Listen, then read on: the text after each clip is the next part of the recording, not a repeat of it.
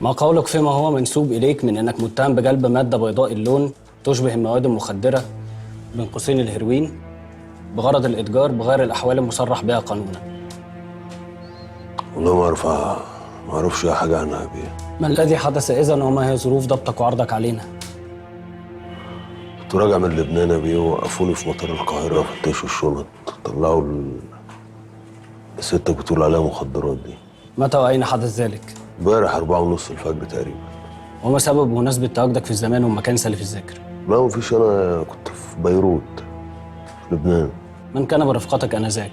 كنت لوحدي يا بيه، بس وأنا راجع في المطار قابلت طليقتي صدفة. هل شاهدت وقعت القبض عليك؟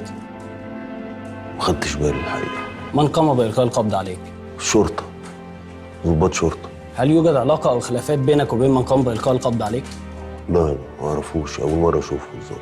هل قام سالفي الذكر بتفتيشك؟ فتشني. وما الذي أسفر عنه ذلك التفتيش؟ لا اللي سيادتك بتقول عليه والله المخدرات، أنا عمري ما شفت شكل الهيروين ده في حياتي. ملحوظة، حيث قمنا بفض الحرز رقم 20 على 1 مخدرات بعد أن تأكدنا من صحة بياناته وسلامة أختامه في مواجهة المتهم ومحاميه، وجدناها عبارة عن مظروف بيج اللون، وبفضه تبين احتوائه على كيس شفاف بداخله مادة بيضاء اللون تشبه المواد المخدرة بين قوسين الهيروين، وبعرضهم على المتهم أنكر صلته بهم. وبوزنه على ميزان النيابة العامة الغير حساس وزن 234 جرام، هذا وقد قمنا بإعادة تحريزه مرة أخرى ووضعه داخل مظروف بيج اللون وجمع عليه بشمع أبيض في 4 مواضع، وبخاتم تقرأ بصمته محمود السيد حسين وكيل النائب العام. هل لديك سوابق أو اتهامات مماثلة أو غير مماثلة؟ مماثلة لا، عندي قضية بس سنة مع إيقاف التنفيذ قتل خطأ، بس ده من زمان أوي. أنت متهم بجلب مادة بيضاء اللون تشبه المواد المخدرة بين قوسين الهيروين بقصد الإتجار بغير الأحوال المصرح بها قانونا. هل لديك أقوال أخرى؟ الحاجة دي مش بتاعتي يا بيه وربنا. أنا متأكد منه إنها اتحطت لي في مطار لبنان. أقفل المحضر عقب إثبات ما تقدم، وقد قررنا الآتي: أولاً، يحبس المتهم جعفر عبد الجواد خضر العمدة 4 أيام على ذمة التحقيقات. ثانياً، يحرر المتهم فيش وتشبيه وتطلب صحيفة سوابقه.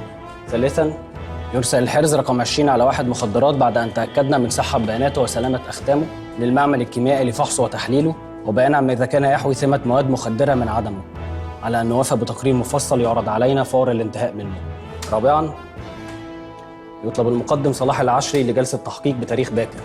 خامساً، نسخ صورة من الأوراق وترفع لمعالي مستشار المحامي العام ليتفضل سيادته بمخاطبة مكتب التعاون الدولي بمكتب معالي النائب العام بشأن طلب تفريغ كاميرات مطار بيروت الدولي من خلال النيابة العامة لدولة لبنان.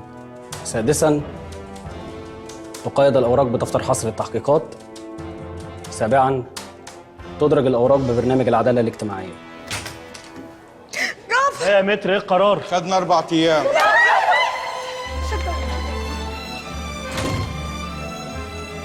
ما تخافش يا جعفر، يا ما دقت على الرز تقول يا ابني ربنا معاك، ما تخافش يعني فتح الله ما فيش غيره.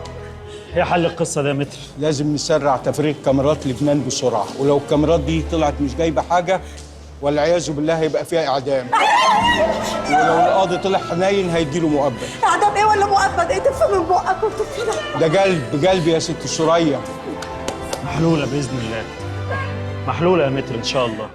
اشترك في الباقات الشهرية والسنوية بإعلانات وبدون إعلانات، وما تفوتش عرض رمضان على الاشتراكات السنوية.